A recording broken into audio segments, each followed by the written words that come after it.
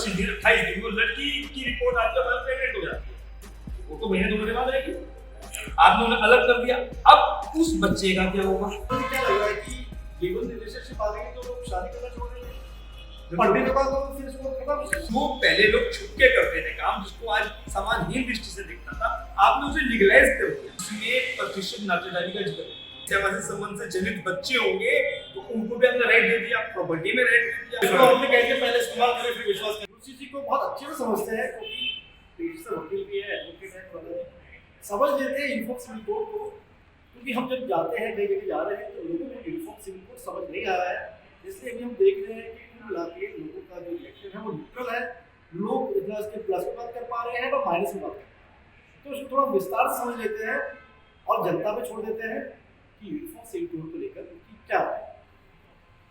पहला सवाल है, क्या कांग्रेस ने शादी जैसी सरकार ने, माफी चाहूंगा, कांग्रेस का पत्र है, क्या सरकार ने, यानी भाजपा की सरकार है उत्तराखंड में, क्या भाजपा सरकार ने शादी जैसी परंपरा को कमजोर करने के लिए लिव इन रिलेशनशिप, हिंदी में सहवासी संबंध भी कहा जाता है, को कानूनी मान्यता दी है, जिससे युवा शादी के बजाय इस तरह के रिश्तों की ओर आकर्षित हो रहे हैं और समाज में बिगड़ाव आ सकता है। तो क्या लग रहा है कि लीगल रिलेशनशिप आ गई तो लोग शादी करना छोड़ देंगे, पढ़ने के बाद तो फिर इसको खत्म, सबका स्कोप खत्म। देखिए, कई वर्षों की, हजारों वर्षों की मेहनत के बाद यौन संबंधों को नियमित करने के लिए एक संस्था का जन्म होता है। वो संस्था कहलाती है विवाह। विवाह फिर सात फेरे हम कहते हैं, सात फेरे क्यों? जन्म जन्म का साथ, 7 जन्मों के फेरे। अब उसके समानांतर आपने खड़ी कर दी, क्यों कर दी? आज आप देखिए मेट्रो सिटी में, क्या देहरादून में, तो देखिए लोग उत्साह से गए शादी से, क्यों? क्योंकि कानून को हमने कहीं जगह एक तरफा कर दिया। जब आज भी लड़के ने आत्महत्या कर ली, और जो पहले देश में देहरादून में आत्महत्या कर ली, बताते डिफेंस कॉलोनी में रहता था और शायद फवारा चौक के आसपास की बॉडी मिली। आज इसलिए कहते कि अपने पारिवारिक कलेह से अपनी पत्नी से परेशान हो गई, ऐसे हो गया कि कानून ये अभी सुनिए नियम कि उन्हें आत्महत्या इसलिए करती है, अभी भारत में जिम्मेदारी लेकिन चलिए पूरे देश में जो आत्महत्या उस लड़के ने करी, वीडियो जज तक में मुकदमा चला, पेशकार तक में मुकदमा चला। आप देखिए, क्योंकि अब कानून एक तरफा होता जा रहा है। एक तो ये कहा था कि लोगों का विवाह से संबंध जो संस्था थे दूसरा, दूसरा क्या हुआ कि अब महिला पुरुष दोनों कमाने लगे। जब दोनों कमाने लगे तो विवाह संस्था से लोगों को वैसे ही विश्वास कम हो रहा था, तो सरकारों का दायित्व ये था कि विवाह की संस्था को और पुरजोर तरीके से उसे कायम रखें। तो जिनका विश्वास कम हो उनकी परसेंटेज तो पॉइंट्स में है ना। अब आपने क्या किया कि विवाह जैसे संस्था के समानांतर एक संस्था आपने खड़ी कर दी और पूरे अधिकार वही दे दिया आपने जो आपको विवाह में मिलते हैं। सहवासी संबंध में क्या आपने दे दिया, यदि सहवासी संबंध से जनित बच्चे होंगे तो उनको भी आपने राइट दे दिया, प्रॉपर्टी में राइट दे दिया। अब विवाह के लिए क्या है, विवाह नियम है और तलाक अपवाद है। यानी तलाक को दे दिया, उसे अपवाद मान लिया। किसी को तलाक देने जाना है तो उसे कोर्ट में कंडीशंस प्रूव करनी पड़ेगी, कोर्ट की प्रूव करनी पड़ेगी या कोई कारण दिखाने पड़ेंगे। लेकिन यहाँ पे आपने क्या किया, लिव इन में गए, जब आपका मन भर गया आपने नौकरी दी किसी की पत्नी जाके, उसने ये कहना चाह रहा था कि शादी जैसा पवित्र रिश्ता, उसके समानांतर आपने इसको हमने कह के पहले इस्तेमाल करें फिर विश्वास करें। हाँ, और समानांतर के हाथ समानांतर करें। आपने उपभोग की वस्तु समझ लिया है जो हमारी संस्कृति का हिस्सा नहीं है, हमारी देवपुरी की तो हिंदुस्तान की नहीं है, हिंदुस्तान की नहीं है, पूरी हिंदुस्तान की संस्कृति नहीं है, सनातन की नहीं है। और आप देखिए ना, आप देखिए एक नियम बना कि स्कूल के इतने पहले इसके आसपास सिगरेट नहीं बिकी, शराब नहीं बिकी। क्यों? ताकि जो युवा वर्ग होता है ना, जो किशोर होता है, उसका मन ना भटके, मन भटक सकता है ना। अब आपने उसको परोस के दे दिया, क्या आज आप लिविंग में भी रह सकते हैं, तो कानूनी हो गया। जो पहले लोग छुप के करते थे काम, जिसको आज समानहीन दृष्टि से दिखता था, आपने उसे लीगलाइज कर दिया। कि अब तो अगर आप किसी बच्चे को आप रोकेंगे, किसी किशोर को कि आप लिविंग में मत रहिए, मुझे कानून में लिखा दिया, वो आप कौन है? थोड़ा सा इसी पे एक कोर्ट का एक ऑर्डर आता है, इसी को लेकर बात कोर्ट ने भी कही। जब यूजीसी को लेकर कुछ लोग गए वहाँ पर विरोध आया कि यूजीसी की वजह से हम यूजीसी को स्वीकार नहीं कर रहे हैं, क्योंकि उसमें ये कहा गया है कि पूरा आपको डिटेल्स देनी होगी। अगर आप कहीं गए थे आपका मकान मालिक से लेकर सारी डिटेल्स देनी पड़ेगी। कुछ पंडित, अगर आप शादी करने जा रहे हैं, पंडित का भी कुछ दिखना है, बाउंड्री का जो कि अपने धर्म को कुछ पंडित नहीं, वो तो पहले से था। वो इसमें भी बात आगे पाएंगे। उन्होंने कहा कि निष्ठा कोर्ट ने कहा निष्ठा का हल किस तरीके से पूछता है, सरकार ने शादी का मना नहीं किया आपको, सरकार ने शादी का मना नहीं किया है कि आप लिविंग में रह रहे हैं, शादी कर लीजिए, इसको मना नहीं किया है। सरकार ने ये कहा है कि डिटेल देने के लिए कहा है, तो रिश्ता कानून कैसे? ये सरकार का भी पक्ष है और कोर्ट का भी पक्ष है। सरकार के पक्ष से लिविंग में रहिए, डिटेल देंगे, उनका ये कहता है कि हम डिटेल्स देंगे तो रिश्ता का हाँ ना होगा। तो उसमें जाकर मुझे सुनवाई दी है, उसको ये आया कि जब आप ऐसे संबंध में रह रहे हैं तब रिश्ते का हनन नहीं हो रहा है, तो आपको रिश्ता क्यों हनन नहीं हो? लेकिन अल्टीमेट मानते हो रिश्ता गलत है। देखिए मेरा मानना ये है कि लिविंग तो होना ही नहीं चाहिए। आप उसे कोर्ट तो उस कानून पे जाएगी, आपने कानून बना दिया, जब तक अभी कोर्ट ने इसके उस पर नहीं दिया कि कानून वैध है, इसका जुडिशियल रिव्यू हो रहा है। एक सवाल है मेरा,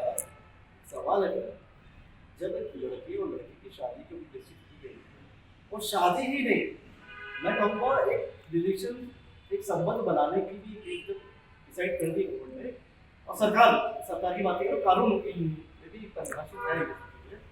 उसके बाद तो जब कहा जाता है मियाँ बीवी राजी तो क्या करेगा काजी, तो भाई ऐसा तो नहीं आप लोग एक काजी की भूमिका नहीं। जब लड़का और लड़की राजी है, ये संस्कृति, लड़का और लड़की राजी है, संस्कृति की बात नहीं कर रहा हूँ, मैं कानून की बात कर रहा हूँ। क्योंकि आप कानून के जानता है, आप पंडित नहीं है या मौलवी नहीं है, ठीक है, आप धर्मगुरु नहीं है, नीति नहीं है, मैं बात कर रहा हूँ कानून। तो कानून शादी के लड़की को 18 साल है, इतना देखिए लिविंग में दोनों की 21 होनी चाहिए। शादी के लिए लड़की की उम्र 18 और लड़के की 21, लिविंग में दोनों को 21 किया है, लिविंग में 21 किया, दोनों में 21 समान नहीं किया आपने, सारे राइट समानता के दिए आपको। हाँ, आपके लिविंग के लिए लड़की भी 21 है, लड़का भी 21 है, शादी के लिए 21 और 18 है। लड़के की उम्र बढ़ा दी नहीं, लड़के की बराबर 21, लड़के की 21 है, लड़की की 18 कर दी, दोनों को 21 कर दिया। लेकिन क्या कानून कब बनता है? जब समाज की आवश्यकता होती है। क्या इसकी हम आवश्यकता महसूस कर रहे थे? क्या पूरे देश में लिविंग की आवश्यकता महसूस कर रहे थे? जरूरत क्यों पड़ी इसका? जो शादी जैसी संस्था थी उसको सुदृढ़ करने की आवश्यकता थी। जो शादी जैसी संस्था पे लोगों का विश्वास कम होने लगा था, कुछ लोगों का 0.6% उनका विश्वास शादी में कायम होना चाहिए। जो शादी में पेचीदगियां थी उनको आप दूसरे शादी में विश्वास क्यों कहूँगा? आप संयुक्त परिवार से एकांकी परिवार में, जब आप एकांकी परिवार में आए तो आपका डर खत्म हो गया, उससे आप लोगों का शादी से विश्वास टूटने लगा। लेकिन अगर हम शादी से विश्वास को टूटने लगेगा तो समाप्त कर देंगे, लेकिन तो लेके आ जाएंगे। आने वाला जो समय आएगा आप देखिएगा तो शादी वाकई कम करने लग जाएगी, विवाह कम होने लग जाएगा, और जब विवाह कम होने लगेगा तो वो लिविंग में रह जाएंगे। विवाह के लिए बाध्यता है, संस्कारिक भी है, हम लोग का विवाह कॉन्ट्रैक्ट तो है। हिंदू का जो विवाह है कानून में भी हिंदू के विवाह को धार्मिक संस्कार माना गया। अगर फिल्में कभी आपने देखी हो तो जो आपका हीरो आ रहा है, फेरे चल रहे हैं, 1 फेरा 2 फेरा 4 फेरा, तो 5वें 6ठे फेरे में भी अगर वो आ गया हीरो बचाने लड़की को, तो शादी नहीं होती थी। सप्तपदी के 7 फेरे हमारे अनिवार्य रूप से 7 फेरे संस्कार की कितना इंपॉर्टेंस थी। लोग संस्कार मानते हैं, धार्मिक संस्कार ही तो होती। हम धर्म को नहीं, कानून रूप से धार्मिक संस्कार है विवाह। आप उस संस्कार के पैरेलल एक संस्था को लेके आए। आज से 1000 साल पहले क्या होता था? आज जादू में क्या होता है? कुत्ता बिल्ली क्या करे, जिसका जब मना है, जिस संबंध में चलती है। तो हम उस संस्था, पहले भी क्या था, हम कानून खाते थे, अगर अपने को वर्षा में चुपका नहीं आता कि वो जमाना बढ़िया था, कानून खाते में जिस कर लिया। आप उसी दिशा में तो वापस जा रहे हो। पूरा जो सभ्यता ने कई वर्षों में विकास किया, कई वर्षों का तो विकास हुआ, तब तक विवाह की संस्था आई, फिर उसे सुदृढ़ किया, विवाह की संस्था को उसको लेके आ गया है। अब उस संस्था को आप लिविंग को से समानांतर खड़ा अगर कोई बुला के कह रहा है कि लिविंग ठीक नहीं है, तो क्यों लगता है लिविंग की जगह कितनी पड़ेगी? सरकार है, सोच समझ के माना जाता है कि लिविंग शायद उसके पास भी है, लेकिन एडवाइजर उसके पास भी होंगे, तो सोच समझ के ही फैसला लेते होंगे। तो पब्लिक ने मैंडेट दिया है, जरूरत क्यों पड़ी? यही समझने पर है, जी तो हम लोग समझने पा रहे कि लिविंग। और आप देखिए जिन रचना प्रकाश देसाई मेरे सवाल से पहले सवाल और होगा, इसी में एक सवाल है, क्योंकि पहले माना जा रहा था कि यूजीसी एक है पॉलिटिकल स्टैंड। पॉलिटिकल स्टैंड इस तरीके से है, ये माना गया, ये विपक्षी तरफ से भी कहा गया कि यूजीसी केवल बन रहा है धर्म विशेष को टारगेट करने के। ये कहा गया कि धर्म विशेष को टारगेट करेंगे ताकि धर्म विशेष को टारगेट करके जो बहुसंख्यक है उनका वोट हासिल किया जा सके। लेकिन हमने देखा जैसे यूजीसी आगे बढ़ा है, ये परिभाषा बदलती जा रही है। अब ये धर्म विशेष पर टिका और धर्म विशेष पर टारगेट का होकर ये बिल्कुल ही घूम गया, ये लिविंग रिलेशनशिप की तरफ आ गया है। तो क्या मानना है उसे? सिर्फ भारतीय नहीं, इसमें बाकी आप देखिए धर्म विशेष को टारगेट नहीं किया गया नहीं, आप इसमें स्पेशल देखिए ना इसमें। नहीं मैं कह रहा हूँ अब आप देखिए, अब आप बीजेपी ने इसमें धर्म निरपेक्षता का हाँ, किया है। मैं आपको एक और चीज बता रहा हूँ। इसमें प्रतिष्ठित नातेदारी का जिक्र है। प्रतिष्ठित नातेदारी जो है आपकी धारा 3 के 1 के 4 में रहता है कि कौन कौन सा, और अनुसूची जो लास्ट में दी है अनुसूची 1 की सूची 1 में, सूची 1 में दिखा गया कौन सा पुरुष किस महिला से शादी नहीं कर सकता, और अनुसूची 2 में दिया है कौन कौन सी महिला किस से पुरुष से नहीं कर सकता। अनुसूची कैटेगरी दी गई, वो पहले भी थी। यही आप कह रहे हैं पॉलिटिकल जो है ये पहले भी थी, पहले हिंदू विवादी में होने थी। अब आपने से यूसीसी में ले लिया, लेकिन साथ में क्या कर दिया? अब आप ये कह रहे हैं कि जो धर्म की महिला से शादी करते हैं जो धर्म अपने तक करना पड़ेगा, अपने आप अपनी मौसी की बेटी से शादी नहीं कर सकते। मैं हिंदू में अपनी मौसी की बेटी से, वो हिंदू विवाह दुनिया में भी बैन है, लेकिन यहाँ पे भी मैंने लेकिन यहाँ पे जो मुस्लिम समाज है वो कर सकता है। उनके कई ऐसी मुस्लिम नातेदारी में कई ऐसी नातेदारी है जो आप नहीं करते, वो कर सकते थे, वो आज भी कर सकते हैं, वो आज भी कर सकते हैं। उसमें लिखा है कि यदि धर्म गुरु या समाज के किसी व्यक्ति जो जिम्मेदार व्यक्ति है सर्टिफिकेट लगा देगा, वो तो रजिस्टर्ड हो जाएगी। और होता है हिंदू मैरिज रजिस्ट्रेशन जो होता था उसमें इसकी जरूरत नहीं होती। अब धर्म गुरु की परमिशन चाहिए उनके रजिस्टर। और आगे बढ़ते हैं। फिर 10 सवाल 10 कदम देख लेते हैं। पहला सवाल हमने लिया और पहले सवाल में कई सारे जवाब भी दिए आपने। दूसरा सवाल हम ले लेते हैं, लिविंग रिलेशनशिप जो है उसको 30 दिनों के भीतर रजिस्टर्ड करवाना अनिवार्य है, और रजिस्ट्रार किसी कारणवश अगर इसे मान्यता नहीं देता है तो उस संबंध में रह रही महिला अथवा इस बीच गर्भधारण कर चुकी महिला और उसके बच्चे का भविष्य क्या होगा। यदि सवाल समझा देता हूँ, अगर कोई लड़का लड़की लिविंग रिलेशनशिप में रह रहे हैं और लड़की अगर प्रेग्नेंट हो जाती है, गर्भवती हो जाती है, तो 30 दिनों के अंदर अगर लड़का रजिस्ट्रेशन कराने के लिए जाता है शादी को, या लड़की जाती है और शादी रजिस्टर्ड नहीं होती है, रजिस्ट्रार किसी भी रीजन से उस शादी को रजिस्टर नहीं करता है, तो उस बेचारी महिला का क्या होगा।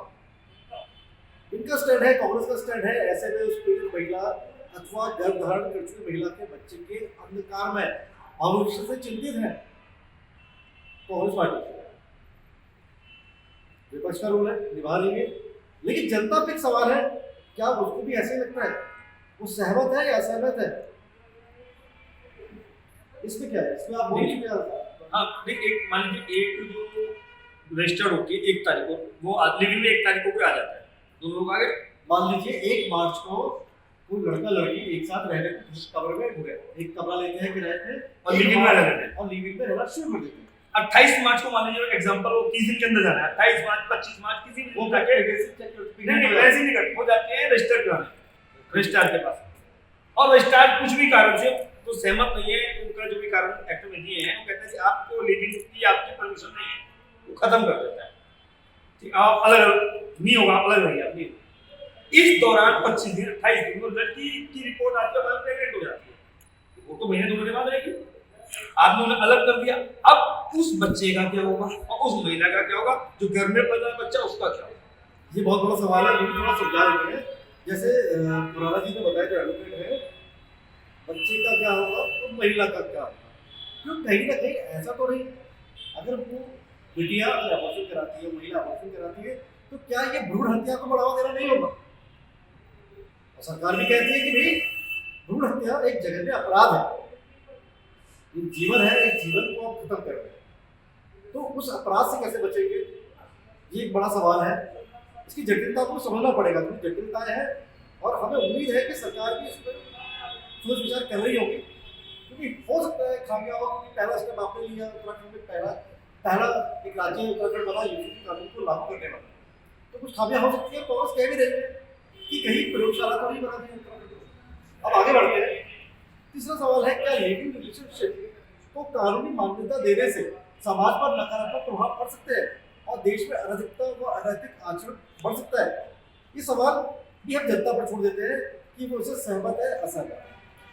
चौथा सवाल हम लेते हैं, जो लोग पहले से, सवाल से रिपीट करता हूँ, पूरा ध्यान सुनिएगा साथियों, जो लोग पहले से 2010 के विवाह पंजीकरण कानून के तहत शादी का रजिस्ट्रेशन करा चुके हैं, उन्हें अब नया प्रमाण पत्र, अभी स्वीकृति पत्र लेने के लिए बाध्य करना सही है।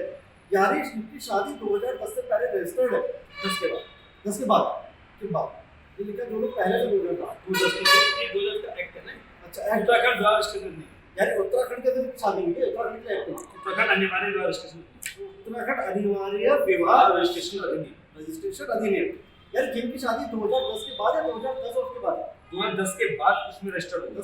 2010 के बाद, ये जो 2011 9 मार्च में लागू हुआ था, जब एक्ट लागू, ठीक, 2010 के बाद जिनकी भी शादी हुई है उत्तराखंड में, जिन्होंने अपनी शादियां रजिस्टर करवाई है, अब उन्हें दोबारा से अपनी शादी को रजिस्टर कराना पड़ेगा, यहाँ एक्नॉलेजमेंट लेना, एक्नॉलेजमेंट लेना पड़ेगा उसका।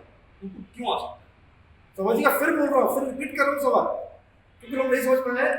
जिनकी भी शादी उत्तराखंड के अंदर हुई है 2010 यानी साल 2010 के बाद, उनको दोबारा से एक्नॉलेजमेंट लेना पड़ेगा रजिस्टर ऑफिस से। रजिस्टर ऑफिस में लेके जाकर साबित करना पड़ेगा कि शादी हुई है। इसके नए रजिस्ट्रार बनाए हैं, ब्लॉक स्तर पे बना रहे हैं, ब्लॉक से साबित करना पड़ेगा भाई, साबित करना पड़ेगा। किसी के बच्चे 4वीं क्लास में पढ़ रहे हैं, 5वीं में, एक्नॉलेजमेंट में 8वीं में पढ़ रहे हैं बच्चे, नहीं अब आपको जाना पड़ेगा अपने बच्चों की फोटो के साथ जाइएगा, ये फोटो भी है बच्चों की, एक्नॉलेजमेंट देना और एक्नॉलेजमेंट ले लीजिएगा। ये भी प्रमाण पत्र पुराना चलता है, पुराने प्रमाण पत्र ऑनलाइन भी, अभी ऑनलाइन भी हो जाएगा, अब ऑनलाइन भी हो जाएगा, ऑनलाइन भी हो जाएगा। ठीक है, मतलब बताना पड़ेगा कुल मिला के। ठीक है, अब आपको क्या लगता है कि आप इससे बताइए, सहमत है या असहमत है? क्या दोबारा आपको नया प्रमाण पत्र लेना चाहिए, नहीं लेना चाहिए? एक सवाल है, जनता कहीं छोड़ देते हैं। एक 5वां सवाल है, यदि किसी शादी का तलाक हो जाता है, यानी किसी की शादी हुई 2010 के बाद या कभी भी, अब पहले भी कभी, हाँ, इसका तो 10 साल 20 साल कुछ नहीं, पैरामीटर कुछ नहीं है। इसमें कुछ कैटेगरीज डाली हुई है कि आपकी ये 2010 से अलग है, तलाक की बात है। तो इसी बात पर फिर आपका जवाब देता हूँ। सवाल है, यदि किसी शादी का तलाक हो जाता है, यानी कि शादी हो चुकी है, तो हस्बैंड या वाइफ का तलाक हो जाता है, या अदालत जो कोर्ट है हमारी, जो मान्य कोर्ट है, वो अपने विवाह को इनवैलिड यानी अमान्य घोषित कर देती है और डेटा चला देती है कि आपकी शादी वैध है ही नहीं, तो उसे पंजीकृत कराना अनिवार्य क्यों किया गया है?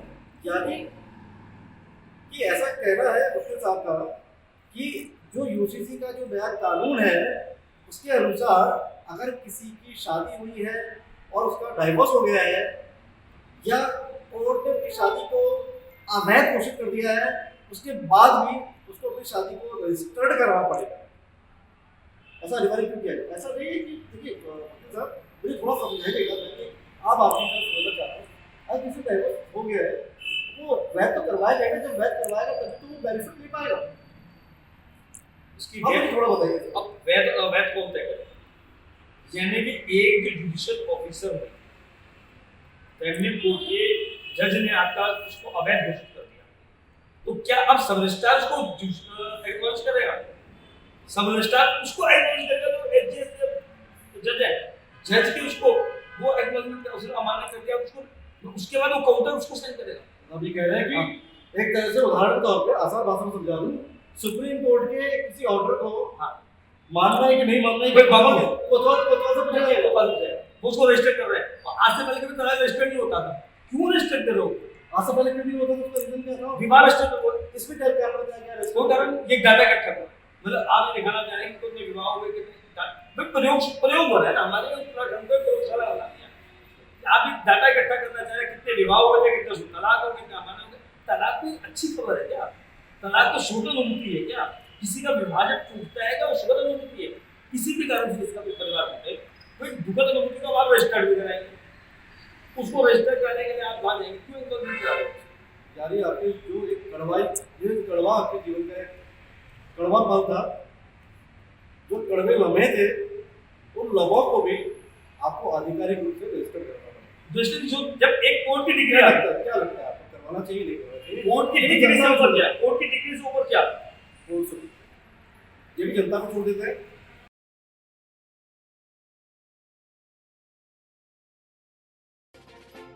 भारत न्यूज़ लाइव से जुड़ने के लिए इसे लाइक, सब्सक्राइब और बेल आइकन दबाएं।